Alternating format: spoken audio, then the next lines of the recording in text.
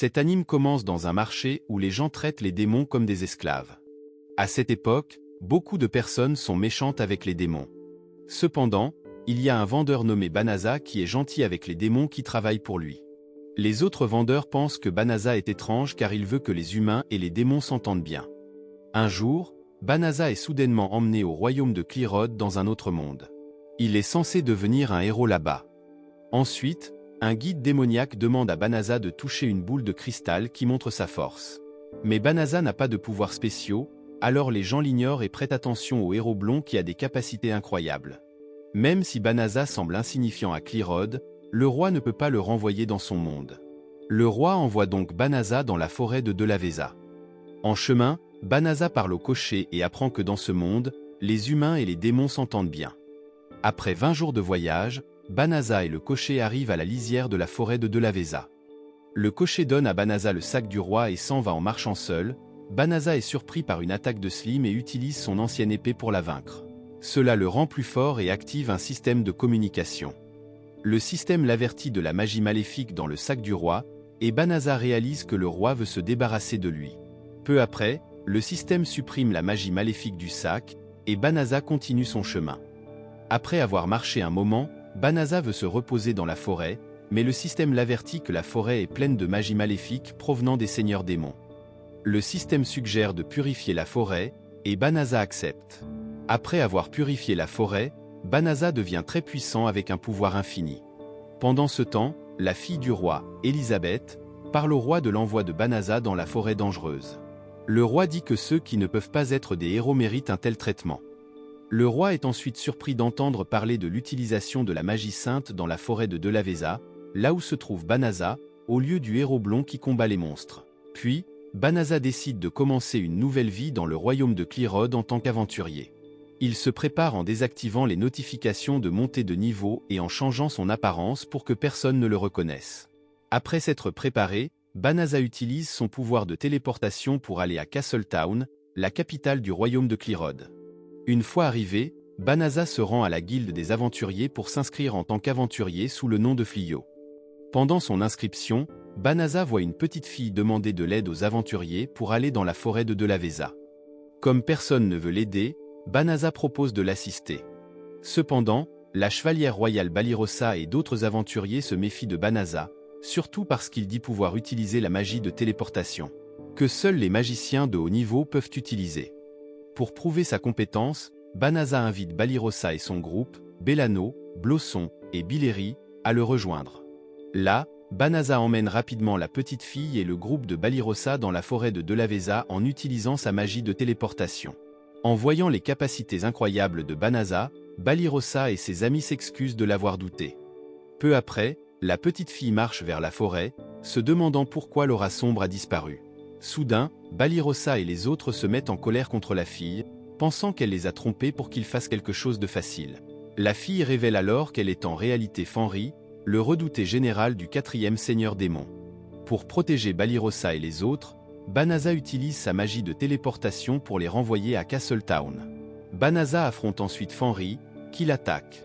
En utilisant sa magie, il parvient à coincer Fenris avec la magie de gravité.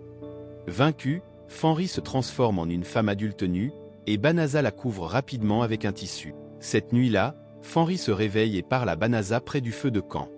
Elle veut devenir la suiveuse de Banasa. Banasa refuse car il est censé être exilé du royaume. Peu après, il montre sa véritable apparence, mais Fenris veut toujours l'accompagner. Alors, Banasa finit par la laisser le rejoindre dans son aventure. De retour au royaume, le héros blond se plaint au roi des soldats. Le héros blond ne peut pas vaincre l'armée du seigneur démon. Même s'il a échoué, le roi le loue toujours comme un héros. Le lendemain, Fenris demande à Banasa d'aller à Castletown car elle veut devenir aventurière comme lui. En chemin, un commerçant pense que Fenris est la femme de Banasa, ce qui rend Fenris heureuse. À la guilde des aventuriers, Fenris s'inscrit en tant qu'aventurière. Peu après, la guilde annonce une mission d'urgence pour arrêter des psychobéars qui attaquent les gens dans la forêt du Nord. Ensuite, Banasa et Fenris partent rapidement pour aider et trouvent le groupe de Balirosa entouré de psychobéars. Fenris vainc tous les psychobéars.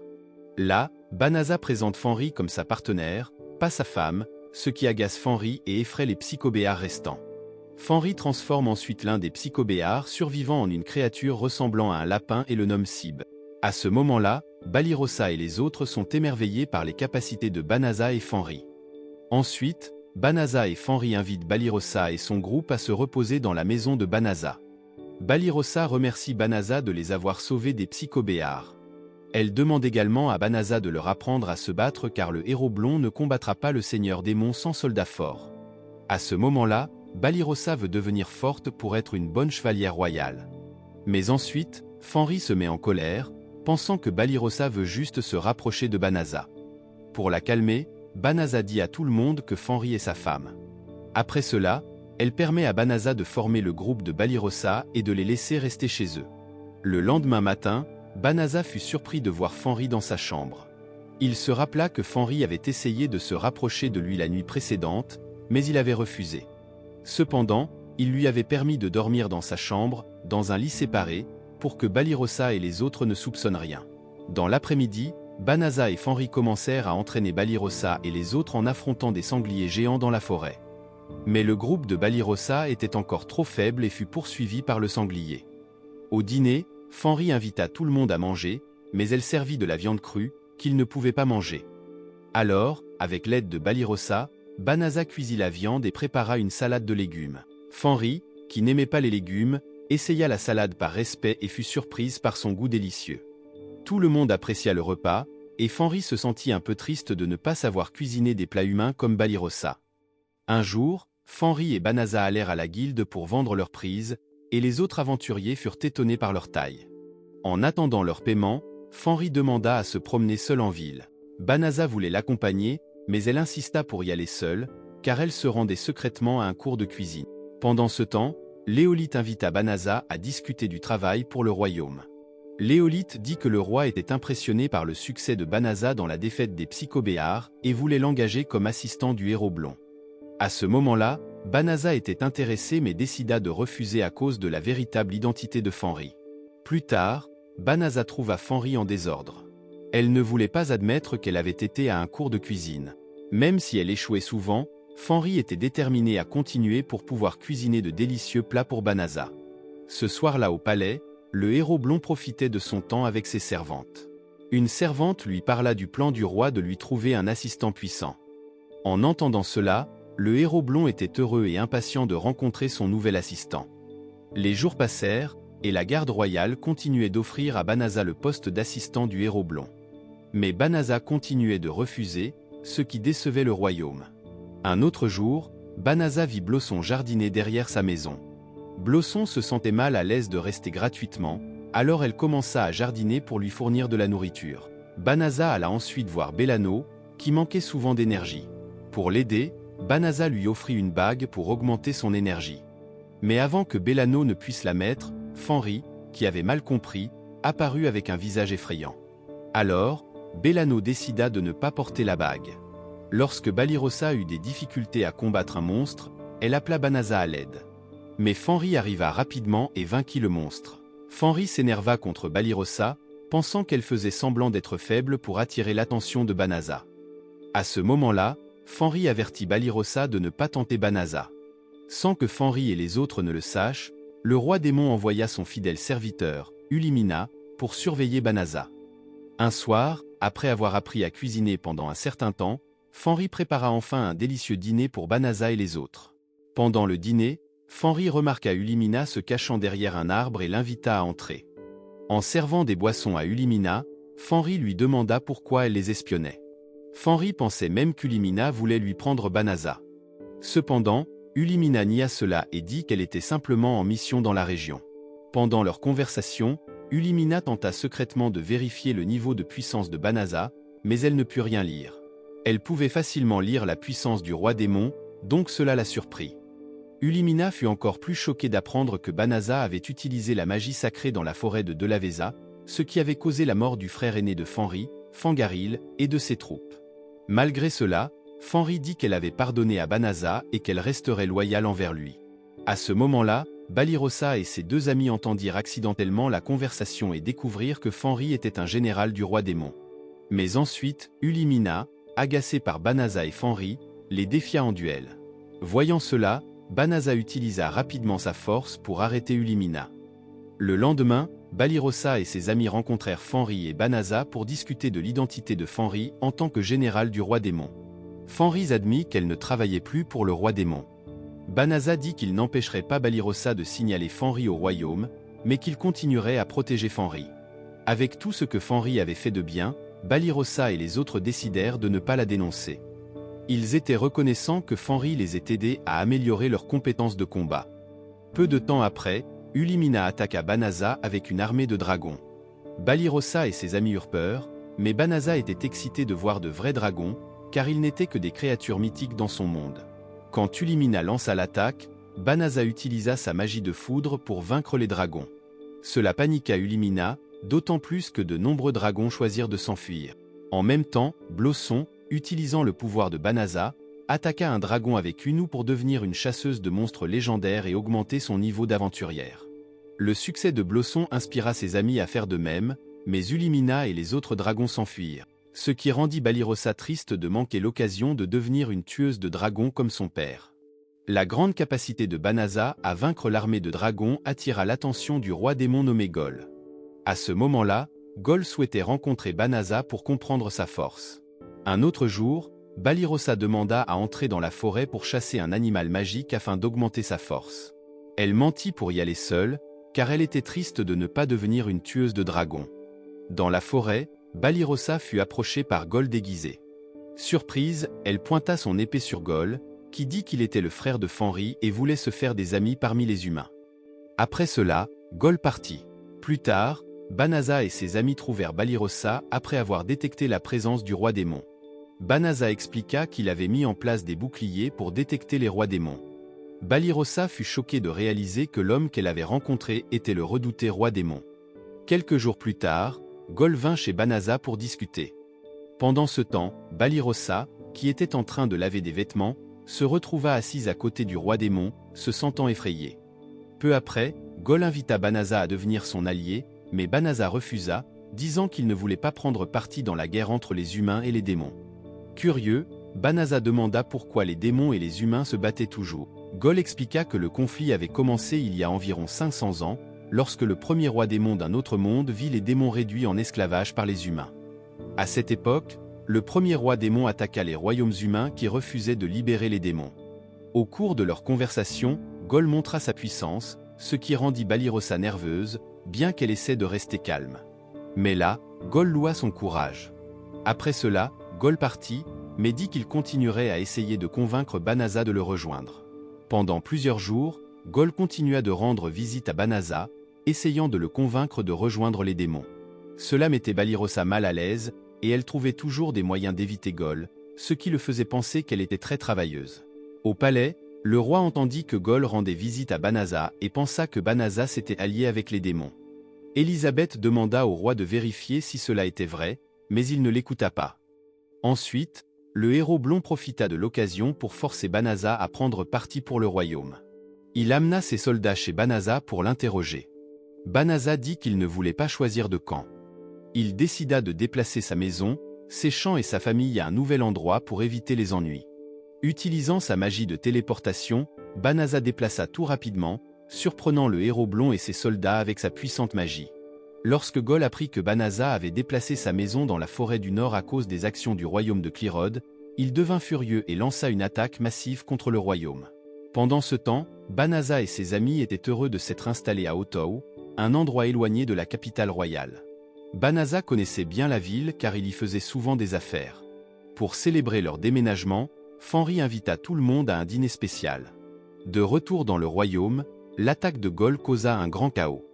Le roi était en difficulté, surtout que le héros blond avait choisi de se cacher dans sa forteresse. N'ayant pas d'autre choix, le roi ordonna à Grinil et aux autres chevaliers royaux d'utiliser la magie de purification, bien que cela puisse les blesser gravement. Il s'avéra que la magie fonctionna et ils réussirent à repousser les troupes de Gol et protéger les habitants de Clyrode. Après la guerre, le roi avait besoin de temps pour se remettre et Élisabeth prit le relais.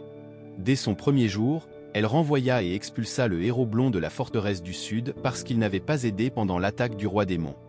Pendant ce temps, Banaza et Fenris profitèrent de leur séjour à Otou. Là, Fenris était heureuse d'être avec Banaza, surtout lorsqu'il lui offrit une belle pierre précieuse.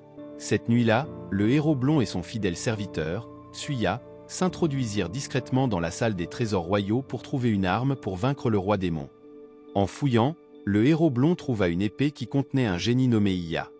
Lorsqu'Iya fut libérée, elle dit qu'elle accorderait un vœu au héros blond. Le héros blond lui demanda de vaincre Banaza.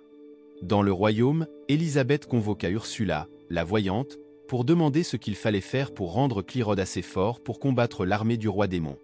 Pendant la lecture de la prophétie, des colliers mystérieux apparurent sur tout le monde.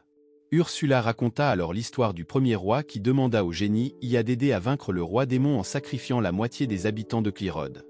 La même chose se reproduisait car le héros blond avait demandé l'aide de Iya, et maintenant le génie avait marqué tous les habitants de Clyrod comme ses victimes. Ursula dit qu'un héros venu de l'ouest du royaume serait leur sauveur. Elisabeth et les nobles pensèrent que ce héros pourrait être Banaza. Alors, Elisabeth décida de le rencontrer et de lui demander son aide. À Otou, Banaza était occupé à négocier avec un commerçant au marché. Impressionné par la qualité de ses marchandises, le commerçant accepta de faire des affaires avec lui. Dehors, Balirosa loua les compétences commerciales de Banaza, ce qui rendit Fenris jalouse. Elle commença à intimider Balirosa et lui rappela de faire attention, surtout que Gol aimait Balirosa. En entendant cela, Balirosa fut surprise et ne s'attendait pas à ce qu'un roi démon l'apprécie. Un certain temps plus tard, Iya arriva à Otou City pour tuer Banaza comme le héros blond l'avait demandé. Fenris essaya de protéger Banaza de l'attaque de Iya, mais elle fut gravement blessée. Voyant Fenris souffrir, Banaza essaya de la soigner, mais cela ne fonctionna pas.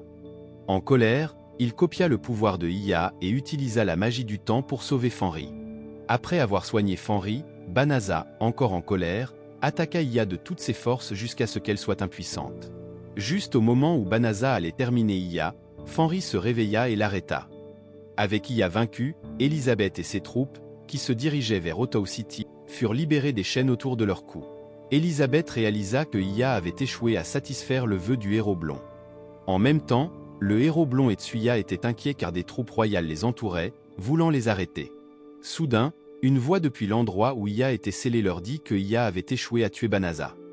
En guise de punition, une figure maléfique nommée Damalina prit possession du corps de Tsuya et transforma le héros blond en monstre. Ils utilisèrent un portail de téléportation pour quitter la salle de stockage et se venger des habitants de Clyrod. En ce qui concerne Iya, comme Banaza l'avait restaurée, elle devait obéir aux ordres de Fenris et devenir le génie serviteur de Banaza. Banaza utilisa alors sa magie pour réparer les dégâts causés à la ville par son combat avec Iya. Lorsque Banaza et Fenris ramenèrent Iya chez eux, Balirosa et les autres furent choqués de vivre avec un génie. Banaza expliqua ce qui s'était passé et demanda à Balirosa de ne pas s'inquiéter pour Iya dans leur maison. Cette nuit-là, alors qu'il était dans la chambre avec Banaza, Fenris exprima son inquiétude que Banaza retourne dans son monde sans elle. Banaza la rassura en lui disant qu'il ne retournerait pas dans son monde d'origine, surtout maintenant qu'il réalisait qu'il aimait véritablement Fenris et voulait la prendre pour épouse. Alors que Banaza commençait à montrer son affection, ils furent interrompus par l'apparition de Iya dans la chambre. Banaza et Fenris furent agacés et demandèrent à Iya de ne pas interférer dans leur vie personnelle, même si Iya était devenue la servante de Banaza.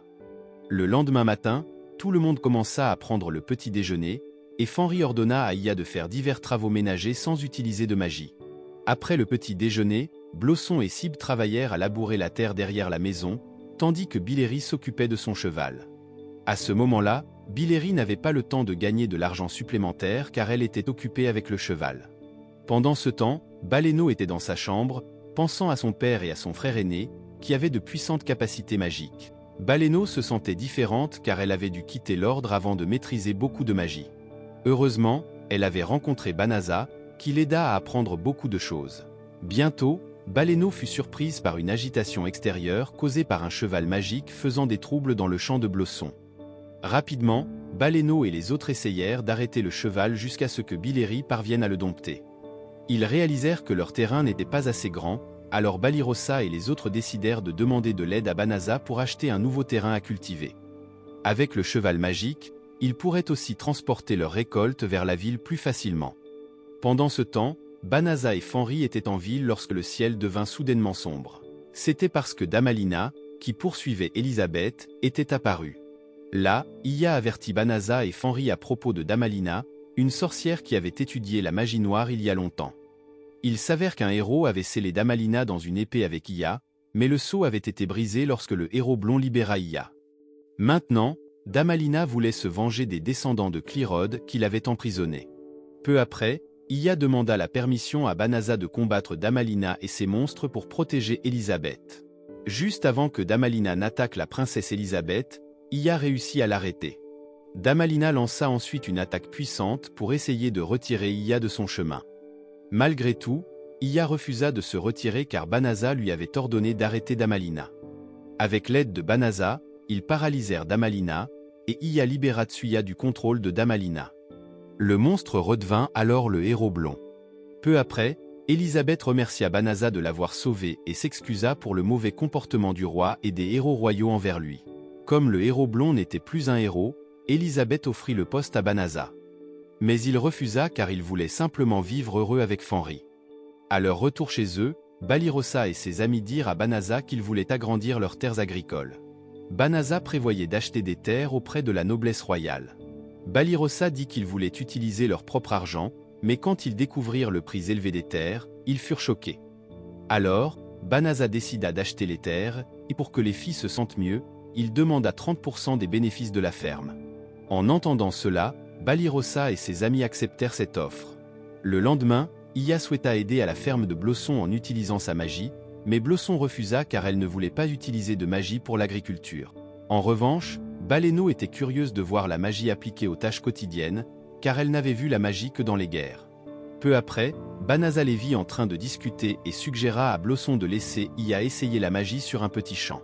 Si les résultats n'étaient pas bons, Blosson n'aurait pas besoin de vendre les récoltes. Après avoir entendu la suggestion de Banasa, Blosson accepta de donner un petit terrain à Iya pour qu'elle puisse essayer. Plus tard, Banasa invita Fenris à discuter et la surprit en lui proposant une bague. Fenris fut très heureuse car elle attendait cette demande en mariage.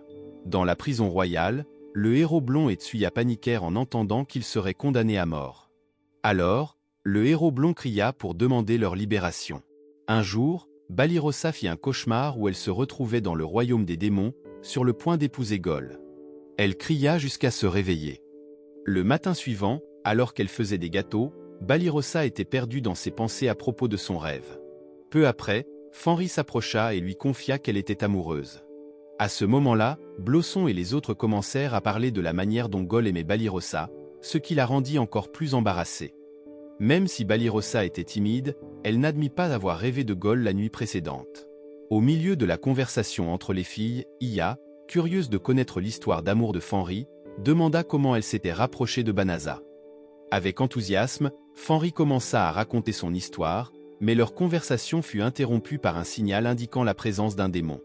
Après avoir constaté que le démon ne bougeait pas, Banasa et les autres décidèrent de l'ignorer. Dans le royaume de Clyrode, Elisabeth fut surprise d'apprendre que Banasa avait fait don de pièces de Rhodes pour aider à réparer la ville. Elle se souvint d'un héros qui avait été banni dans la forêt de Delaveza avec un sac de pièces de Rhodes. Comme les pièces de Rhodes étaient rares, Elisabeth réalisa que Banasa était probablement ce héros. Elle décida de s'excuser auprès de Banasa pour les erreurs du royaume. Quelques instants plus tard, un garde rapporta que le héros blond et Tsuya s'étaient échappés de prison.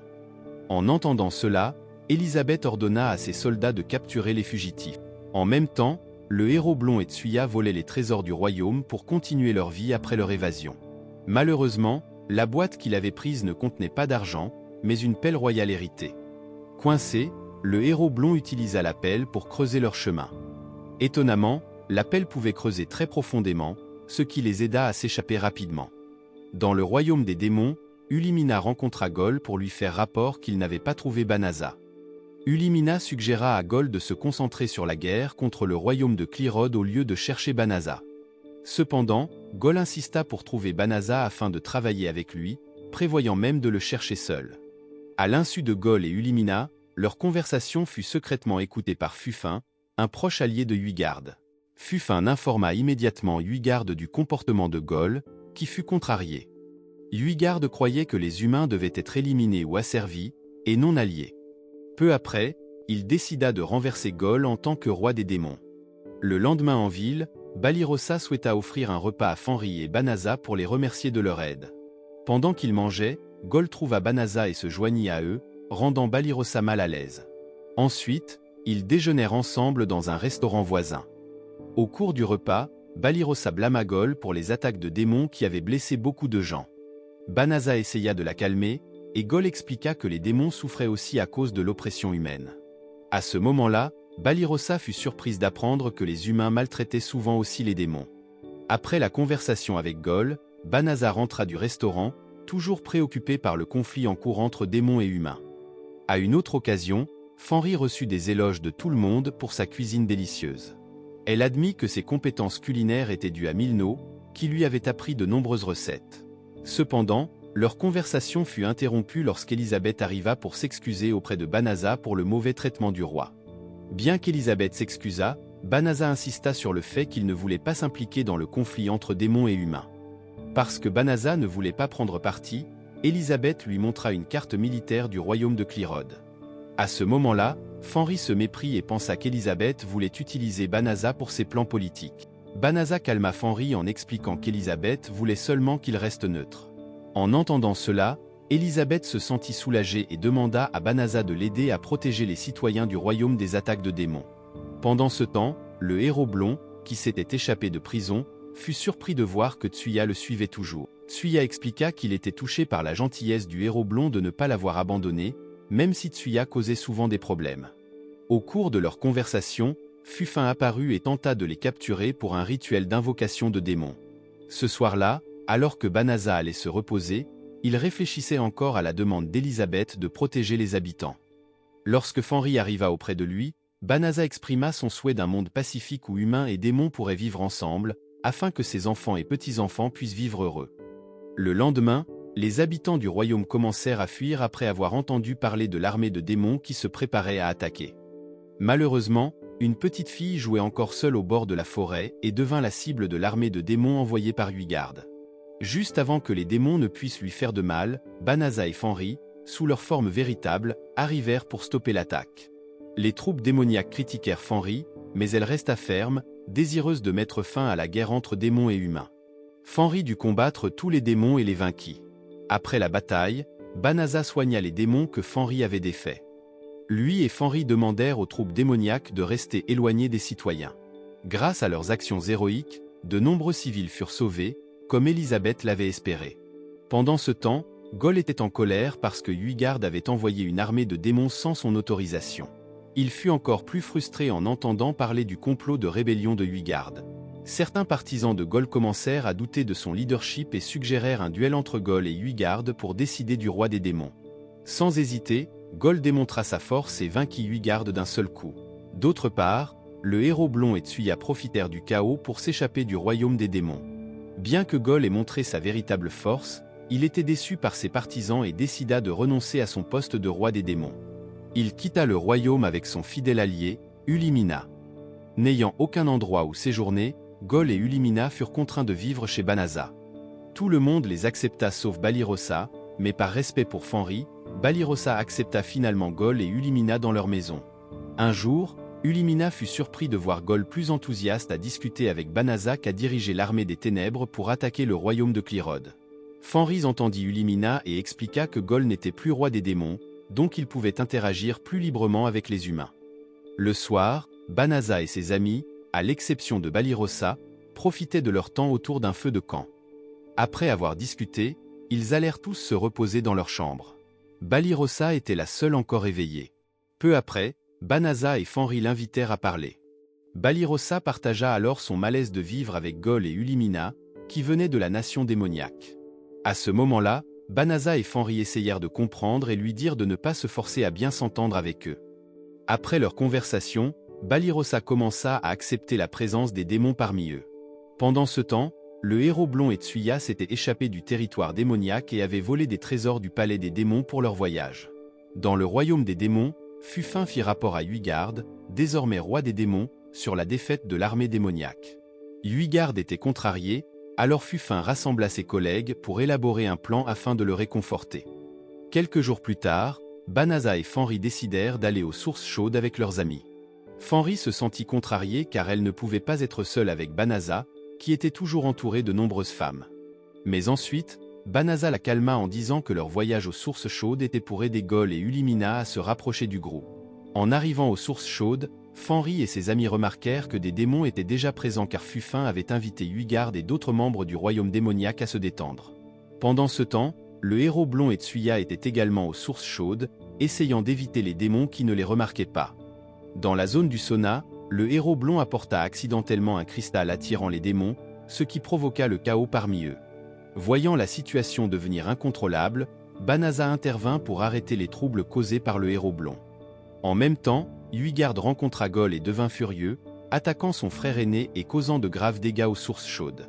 Peu après, Balirosa et les autres évacuèrent rapidement tout le monde vers un endroit plus sûr. Fenris, quant à elle, fut vue en train de réprimander et de frapper le héros blond pour avoir causé des problèmes.